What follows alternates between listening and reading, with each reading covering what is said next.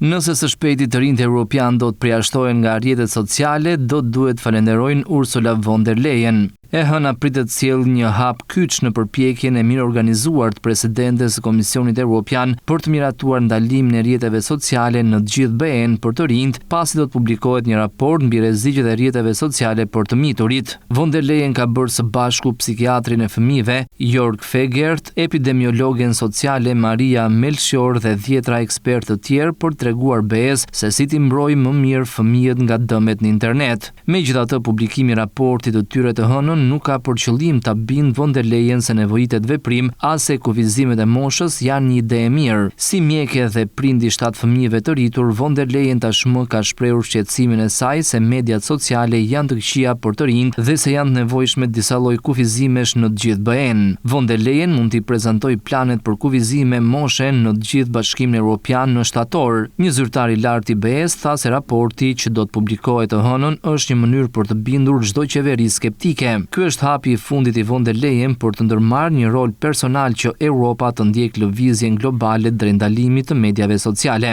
Australia u bë vendi i parë që vendosi kufizime moshe për platformat sociale në dhjetor të 2025-s. Indonezia filloi të zbatonte ndalimin në mars, ndërsa Malajzia e pasoi në qershor. Gjithashtu edhe Parlamenti i Turqisë ka miratuar një projekt ligj. Franca është më larg vendeve të BE-s, ndërsa Mbretëria e Bashkuar po ecën përpara.